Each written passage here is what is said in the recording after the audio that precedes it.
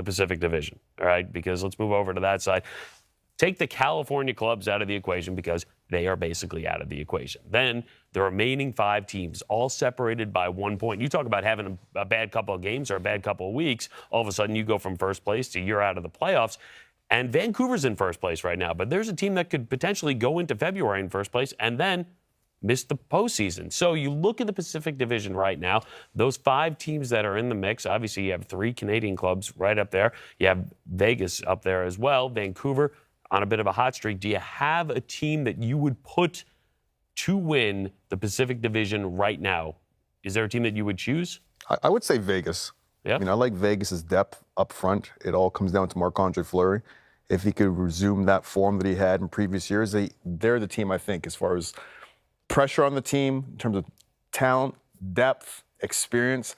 I think Vegas is my team. I like Edmonton, too, only because they have the best player in the game in the Pacific Division, Connor McDavid and Draisaitl. Yeah. But they don't have enough depth. And my only concern is if one of those players go down and get injured, Edmonton Oilers could be in problems. Yeah, regular season depth and playoff depth are a little bit different. So, but the fact that every game now in the Pacific Division is playoff-like, I do think it gives an advantage to Vegas. That Vegas would be my team to pick as well. They were at the start of the year when I was looking at that division to be the best. They haven't played like they're the best, and that kind of led to the coaching change. Peter DeBoer is a tremendous coach when it comes to teaching his team how to forecheck, and he has not had enough time yet to put his systems in place. This All-Star break could not have come at a better time for him. The second part of this season, starting from the All-Star break on, you're going to see a different Vegas team, and they're going to be a lot better. So I do think that they find traction. I think Peter DeBoer is going to be a big reason why. I think they have plenty of talented personnel within that lineup, and I think they find a way to play the game in a much quicker fashion. They've slowed down. They stopped playing like they did their first year, and that's what made them so effective. So even though they've added some players that don't necessarily jump off the page like they're speedsters, like Mark Stone, who's a very methodical player, Paul Stastny's a very methodical player, I think that they've got enough pieces around them, and they're going to have a system that's much different than what we saw through the first part of the year up to the All-Star break. So stay tuned and let's see what they do, but I think it's going to be a very effective coaching change. The team that made the biggest splash out there was Arizona when they picked up Taylor Hall, right? You make this way before the trade deadline. You decide your team's good enough. You're pushing your chips in. You're really making a move here. Do you think they make the playoffs? I think they do. I like the way Rick Tocchet has their team playing. I thought Taylor Hall was a nice move for them. I think they need one more move, too. I'm not sure if they have enough depth up front. I like some of their young players they have, but you need to have more than just Taylor Hall to get out of the Pacific Division. So I think just from a hockey standpoint in Arizona and watching the way the game has grown in other markets, I think it's important for Arizona to make the playoffs. I think it's important for them to be in the fight down the stretch, but they have got to take that next step this year.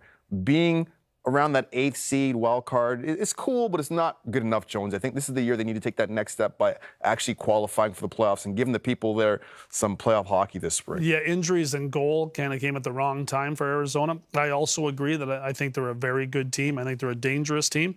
I think they do need a piece. I think they've got an owner now that's got some cash and is willing to spend it. They have some assets that they could move, including Michael Grabner, who has not played well there this year, but there's always a team out there that wants his speed and his ability to kill penalties.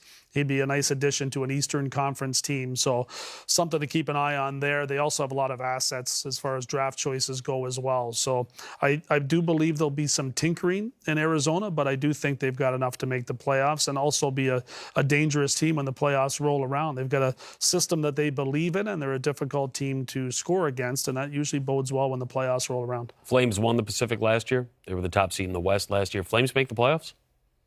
I think it's going to be tough. I really do. And Johnny Gaudreau has to get going. That's, for me, the key, only right? player that has to get going for the Calgary Flames. Like their goaltending, like their D. We talked about Matthew Tkachuk about a lot already. But Johnny Gaudreau, it seems like from the playoffs last year, he had the down playoff, and it's been a carryover into this season. And it's been a problem. Yeah. He's the straw that stirs the drink out there, as much as I love Matthew Tkachuk's game, as much as he's an agitator and he drives that emotion for the team, that skill level gets picked up 1,000 times, and Johnny Gaudreau is dancing through the neutral zone and really driving play with his speed and creativity. Yeah, that would be the key. I agree with that too. But you hope that what you're seeing was what happened to Tampa at the start of this year when they were blown out in the first round by Columbus. They were They were almost mentally injured by that. It took them, 6 weeks, 8 weeks of the regular season to finally figure it out. They tried to implement a different style of play. They tried to counteract what they saw. Now they're going. You hope that as an individual, that's the same type of story for Johnny Gaudreau, because they went up against a really good Avalanche team, but Calgary was heavily favored in the series, and they felt like they did nothing. They were beat by a good team. Cale Makar showed up. All of a sudden, Colorado was a different team than you saw in the regular season, and it really took them back. And Johnny Gaudreau was every chance the Colorado Avalanche had a chance to hit him, they hit him. Yeah. And it was Zadorov, and it was all their grinders that went after him. And then I think it really took him back. So they've got to build back his confidence there in Calgary. They've got to, as a coaching staff, find a way to get Johnny Gaudreau back to the player that we know he is. There's no season that should go by where Johnny Gaudreau is not at the All-Star game. Yeah. He's that skilled. Too talented. So to me, they fixed that. Calgary's in the conversation. The talent's they there, don't. right? They're not going to make it this year. Gaudreau, Monahan, Lindholm combined -42. To me, I look at them because I look at a team that's right in the mix, but is underachieved. So if you can just turn it on a little bit, then you should be right there, but we'll see.